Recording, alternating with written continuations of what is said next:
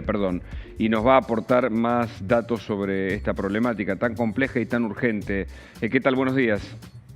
¿Qué tal? Buenos días, ¿cómo están? Bueno, esto es un problema urgente que no se termina de resolver en la Argentina en la medida que aumenta la pobreza y los índices de indigencia, ¿no?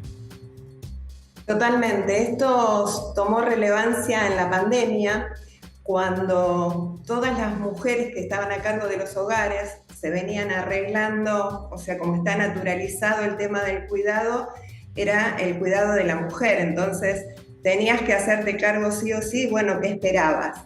En la pandemia, todas estas mujeres que salían a feriar, a hacer changas, no lo pudieron hacer y se encontraron con el agravante de que como el hombre era el que estaba a cargo, o sea, era el titular de las aguaches, estas mujeres no tenían forma, las que estaban separadas, que no convivían, no tenían forma de ningún tipo de ingreso, y ya sabían que la aguache no la podían cobrar porque estaba como titular el hombre.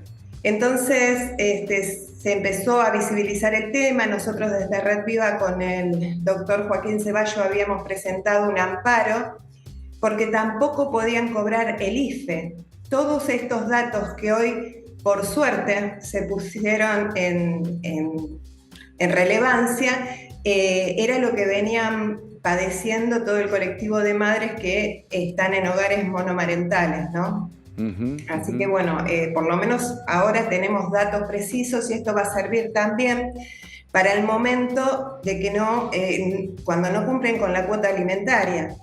Claro. La cuota alimentaria, que es la obligación, ¿no? Porque uno hace un proyecto de vida de a dos que después no se da, Sí, pero sí, la responsabilidad recae sobre la mujer otra vez. claro. No, y estoy Este, pensando en el marco económico de falta de trabajo, de falta de estabilidad, de alta inflación, de salarios de pobreza, de ingresos magros.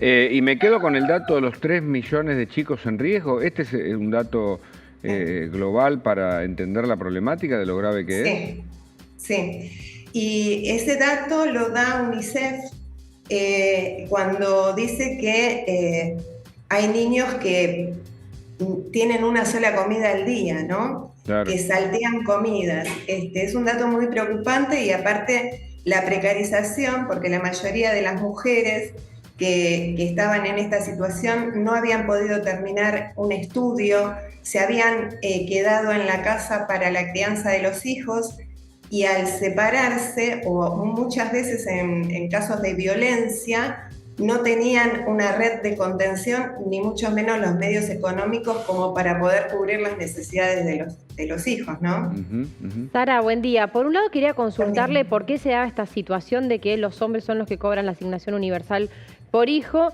y por otro lado, ¿qué podemos hacer con estos datos? Si puede ser que la justicia tome este índice para comenzar de alguna manera a exigirlo, a incorporarlo. O sea, en ese sentido, en términos jurídicos, ¿cuál es el aporte que hace este indicador? El tema es el siguiente. El indicador que tienen ahora los jueces por lo menos lo van a poder poner en valor. No es algo que nosotras siempre teníamos que estar peleando cuando íbamos a hacer una presentación de cuánto era el gasto. Al estar en este momento, aunque sean datos que recién comiencen, hay de dónde comenzar, hay Una un piso, referencia. exactamente, un piso de dónde tomar. Porque si no, esto de que el amor es cuidado se termina trasladando en desproteger a las niñeces. Claro. El tema del AUH es muy complejo. ¿Por qué lo tiene el hombre a cargo? Porque el hombre es el que tiene la partida de nacimiento a todos los hijos. Y como la mayoría de los hombres eran los que estaban registrados, tanto formalmente como informalmente, esté separada o no esté separada, la única manera de nuclear es el apellido. Claro. Cuando nosotras presentamos el amparo colectivo, pedimos que se volviera a poner, pero esta vez en forma online, un formulario que se llamaba formulario madre. Entonces la mujer podía llenar en línea que no convivía con esa persona y cruzarle, como se dice, el formulario madre, para que la que pudiera cobrarlo fuera la mujer. Pero como hay muchas especies de AUH, asignación por embarazo, son diferentes los derechos adquiridos con respecto a estos ingresos, se complicaba al momento de que había que hacer ese trámite sí o sí. Y al estar todo en pandemia era muy difícil, por eso la IFE, la mayoría de las mujeres no la habían cobrado. Y había un decreto del año 2016 que en su punto 3 decía que las mujeres, que quien tuviera deuda, porque daban crédito desde ANSES a los titulares de esos ingresos, quien tuviera deuda no podía cobrar la UH. Por eso se presentó el recurso de amparo también. Porque, claro, insólito que se le dé deuda a una persona que está cobrando una pero asignación. aparte esto ¿no? era para comer, para el alimento de los niños, para los requerimientos de los niños. Sin embargo, muchísimos hombres sacaron ese crédito y la mujer, si no lo pagaba, no podía acceder al beneficio, ¿no? al programa. La Argentina se ha ido empobreciendo de manera gradual y cada vez más pronunciada. Esto es el resultado, la niñez en peligro. ¿Qué es lo que debería hacerse para cambiar esto teniendo la información que antes no conocíamos?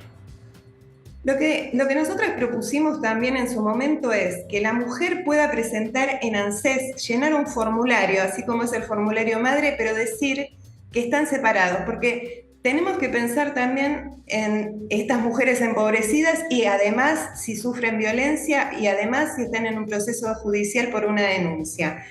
No se le puede cargar a las víctimas o a las personas que están en situación de vulnerabilidad el que tengan que ir a buscar un abogado para hacer este trámite.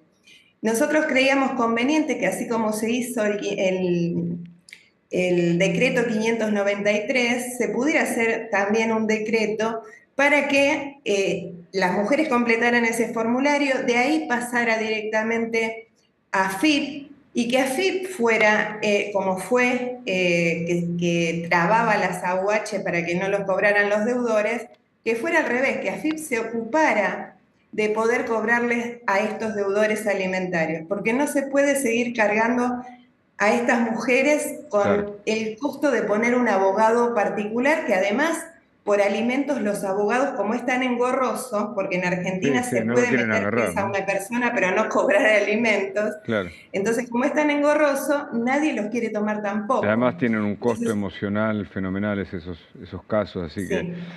Bueno, vamos a ir con este tema para plantearlo y generar un tipo de conciencia y medida concreta.